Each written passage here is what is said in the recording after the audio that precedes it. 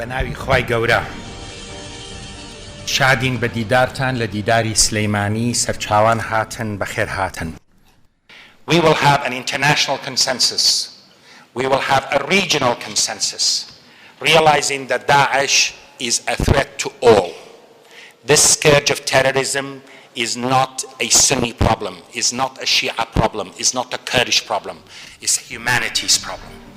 Therefore, we are called upon to work in a serious way to eradicate this scourge.